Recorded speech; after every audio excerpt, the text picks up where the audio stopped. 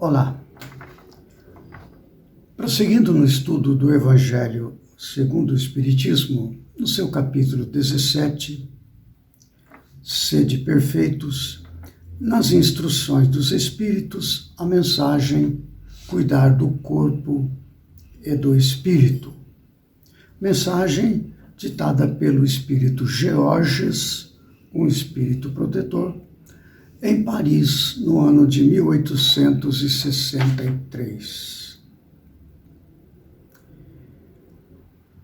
Ele inicia a sua mensagem trazendo a seguinte questão: consistirá na maceração do corpo a perfeição moral? Para resolver essa questão, diz ele, apoiar-me-ei em princípios elementares e começarei por demonstrar a necessidade de cuidar-se do corpo, que, segundo as alternativas de saúde e de enfermidade, influi de maneira muito importante sobre a alma, que cumpre se considere cativa da carne.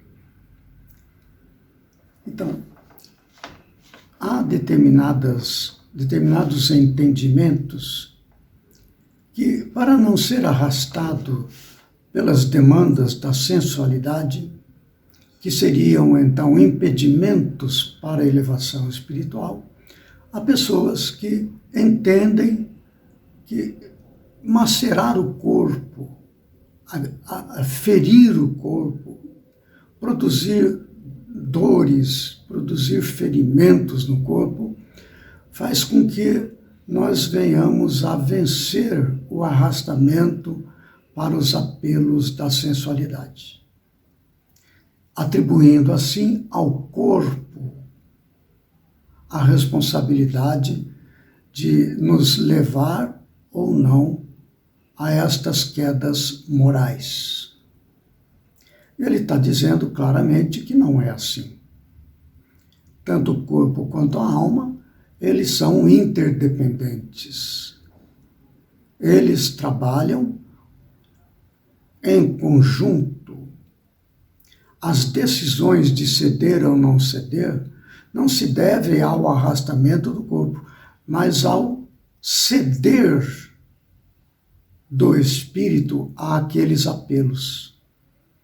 Nós já vimos nos itens anteriores, quando falava sobre virtude, os superiores e inferiores, o homem no mundo, que nós estamos aqui na Terra sendo desafiados a vencer os apelos do mundo, nos relacionamentos pessoais, né? Não fugir da vivência com as pessoas através do isolamento, mas conviver com as pessoas, e é nisso que está a vitória através da caridade, a vitória do espírito, e agora falar do corpo, que é também um item que nos traz desafios para o desenvolvimento. Não é fugindo do corpo que nós vamos desenvolver. Ao contrário, é convivendo com esses apelos e vencendo-os, como nós fazemos na vivência com as outras pessoas, praticando a caridade e assim desenvolvendo as virtudes. Ele prossegue então a dizer assim: para que essa prisioneira, a alma, para que essa prisioneira viva, se expanda e chegue mesmo a conceber as ilusões da liberdade, tem o corpo de estar são, disposto, forte, contrariando este entendimento que há em algumas pessoas que buscam a superação dos arrastamentos. Mas à frente ele diz assim: dois sistemas se defrontam, o dos ascetas, que tem por base o aniquilamento do corpo, e o dos materialistas, que se baseia no rebaixamento da alma. Duas violências quase tão insensatas uma quanto a outra. Se nós estamos vivendo no corpo, com os arrastamentos que lhe são próprios, esta é a experiência que nos cabe passar, que nos é dada pela nossa circunstância evolutiva. É a isso que somos desafiados. Deus não nos dá isto para nos castigar. Tudo é perfeito. Mais à frente ele fala assim: sereis porventura, agora mexendo no fulcro da questão, sereis porventura mais perfeitos se, martirizando o corpo, não vos tornardes menos egoístas, nem menos orgulhosos e mais caritativos para com o vosso próximo? Nisso ele já está alertando que a nossa relação com o próximo é prioritária. Amai-vos, diz o Espírito da Verdade, instruí-vos, com a instrução compreendendo, com o amor ao próximo, uns aos outros, é que nós desenvolvemos espiritualmente. Menos egoístas, menos orgulhosos, mais caritativos. Os arrastamentos que nós cedermos para o corpo, falando agora não da martirização, mas do ceder aos apelos do corpo, da sensualidade, do beber, do comer, das relações de natureza sexual, da bebida alcoólica, dos tóxicos, que tanto mal tem causado à humanidade. Quer dizer, você ceder a isto na vida, isto cria em nossa mente, porque tudo se passa em nossa mente. O ceder e o usufruir dos prazeres do corpo são marcas que são gravadas em nossa memória, que são utilizadas pela mente para nossas escolhas, gerando em nós reflexos condicionados. Ao fazer a busca pelos vícios decorrentes dos abusos da sensualidade, nós criamos reflexos condicionados, que ao retornar à pátria espiritual, nós mantemos na nossa mente, porque é a mente que mantém os reflexos condicionados, nós vamos estar repetindo aqueles mesmos reflexos condicionados quando cedemos aos apelos do corpo. E haveremos de passar por grandes dificuldades, é preciso dizer. E ele conclui dizendo assim: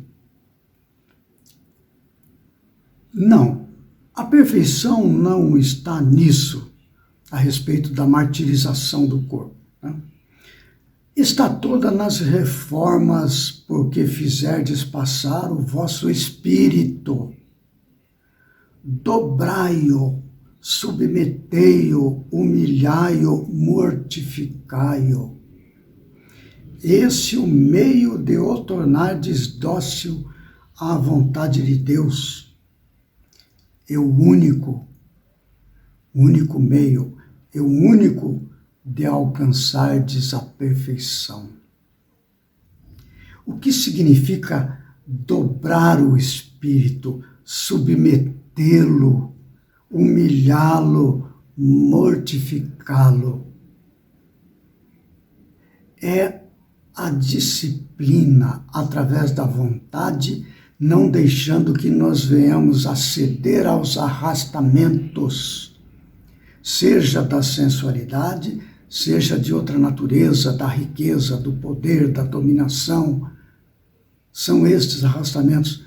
O desenvolvimento, então, está em dobrar o espírito, submetê-lo, humilhá-lo, mortificá-lo através da vontade, para que assim venhamos a ser, como diz ali, dócil à vontade de Deus, entrar em comunhão com Deus. Esta é a ideia.